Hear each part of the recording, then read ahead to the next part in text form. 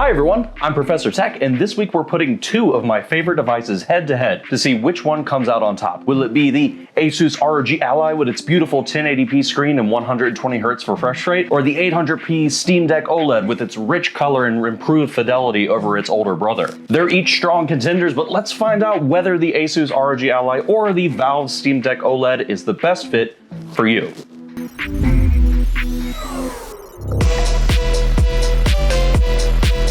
So it's no secret that my personal favorite handheld of the last 2 to 3 years has been the Valve Steam Deck. Heck, it's the baby boy that I chose to focus on in order to get this channel moving in the direction that I wanted. But around 2 to 3 months ago, I picked up the ROG Ally because I was really hoping for a next big leap in this type of handheld PC technology. Since we are so early in the portable PC handheld market, even though it feels like it's been an eternity, there are leaps and bounds still being made at this very early stage. Waiting as little as 3 to 4 months means potentially waiting for a new, bigger, better console to release. I mean, this video is only covering the Steam Deck and the ROG Ally. What about the Lenovo Legion Go or the AYN Odin series? Heck, any of the other specialty handheld PCs that have ever featured things like full keyboards. There's just so many of them. By the way, get subscribed because once this channel reaches 5K subscribers, I'm going to get another handheld and do more comparison reviews to serve better content to my viewers. So make sure to hit that button down below. I'd appreciate it. So today, instead of focusing on that wide gamut, we're going to take a look at just these two,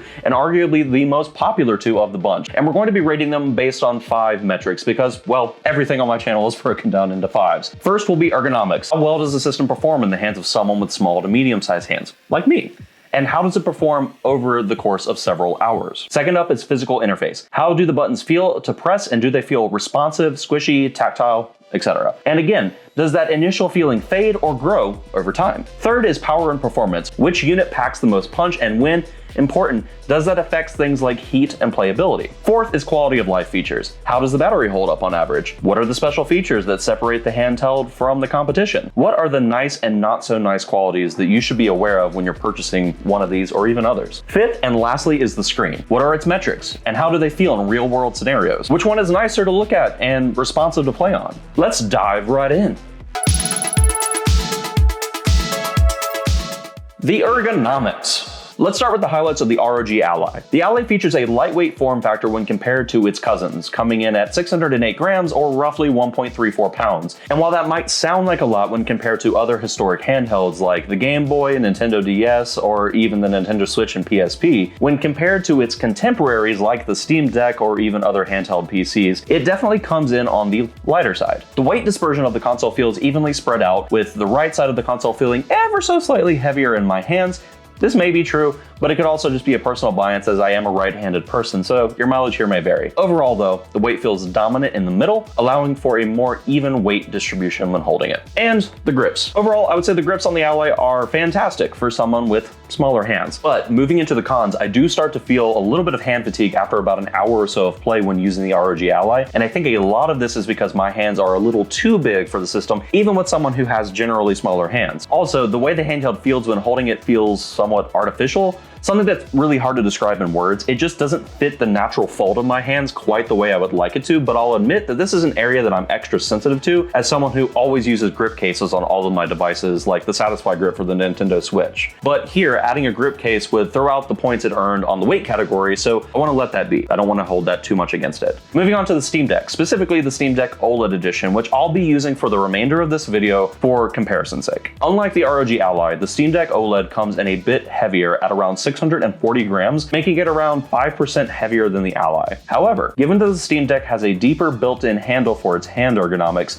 this extra feel feels lost to me when I'm playing. I tend to be much more comfortable playing on the Steam Deck for extended play sessions, and my hands don't feel as fatigued as they do when playing on the Ally for long periods. But there is an upper limit. Unlike handhelds of the past, which are much lighter than these devices here, generally speaking, there is a point where even I feel fatigued with the Steam Deck. My day job requires that I travel a lot, and I'm often on a plane ride that goes anywhere from 2 to 5 hours, very regularly. Unfortunately, neither of these systems have me feeling so good that I can game for that period of time without having major hand fatigue in either case. But, and my haters may be surprised here, I'm going to give the point to ASUS ROG Ally. The lighter form factor combined with a slightly better feeling for small-handed people, of which many may be children that are receiving one of these units for the upcoming holidays, might make it a better option for the time being. But if you have bigger hands, the Steam Deck would be my bet. Point to Team Ally.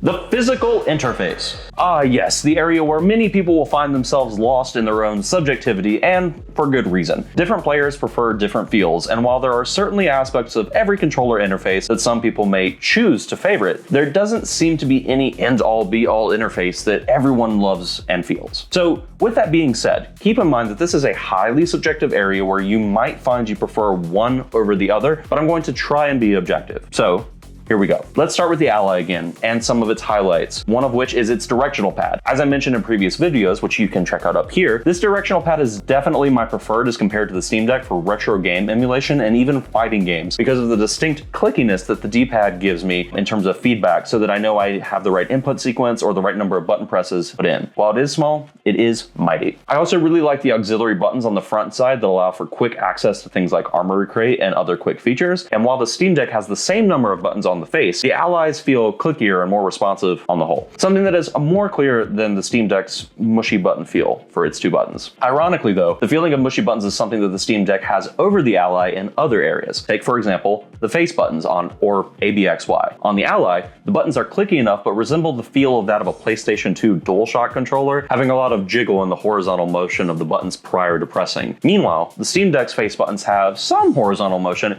but are much more clicky than the Ally and firm. And while the additional R4, L4 buttons on the Ally are more clicky than the Steam Deck's, I found myself not using them as frequently because they are much more sensitive and lead to more accidental button presses, although your mileage may vary depending on your hands. The addition of rim joysticks on the Steam Deck OLED also puts its joysticks a step ahead, and the added benefit of an R5, L5 button for those playing MOBAs or that like to use custom hotkeys gives the Steam Deck a slight advantage in the physical interface area just because it has more buttons. So all in all, I think the point goes to Steam Deck here.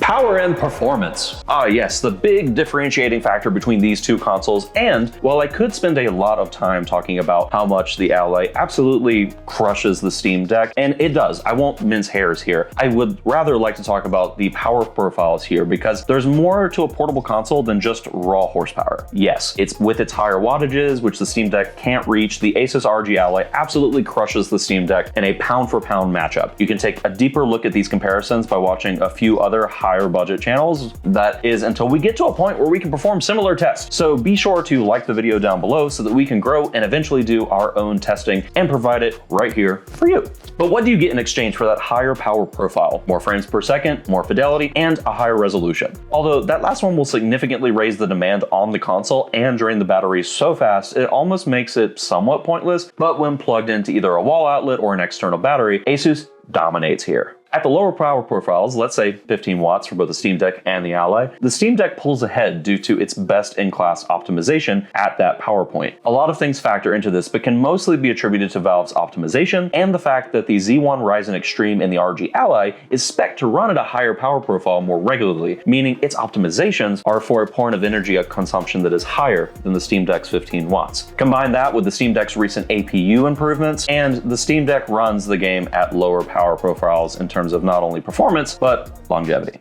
However, before my haters say, wow, tech found a way to get the performance point to Steam Deck, what an absolute Valve shill. I'm giving the point handedly to ASUS here. There's just no way around it. Point for point, when it comes to raw performance, the ASUS ROG Ally is the console to pick if that is the most important feature to you, especially if you're someone who is always near an outlet or a power source. Point to ASUS. Quality of life features. Okay, so let's start with the big one here that we briefly touched on in our previous section, battery life. When compared to the original Steam Deck LCD, the ASUS ROG Ally put up some rather competitive numbers at the low wattage end of the spectrum, making this section a much more gray area just a short few months ago. But with the advent of the Steam Deck OLED's increased power efficiency, smaller 6nm APU, and improved cooling performance, the Steam Deck OLED easily crushes the ASUS ROG Ally in terms of power consumption per watt at a 15 watt power profile. As mentioned in a previous video, the significant uptick of 30 to 50% increase in battery life leads to real-world differences for people like myself who travel regularly and feel these differences and the increases that they can make to our enjoyment. But that's not all the Steam Deck does ahead of the Ally. The user interface design of Valve's big picture port for the Steam Deck is notably more optimized and less laggy as compared to Armory Crate. Of course, this is acutely due to the fact that while the Steam Deck uses a proprietary build of Linux, allowing for a more root customization by Valve, the ROG Ally leverages Windows, meaning it is bound by certain system parameters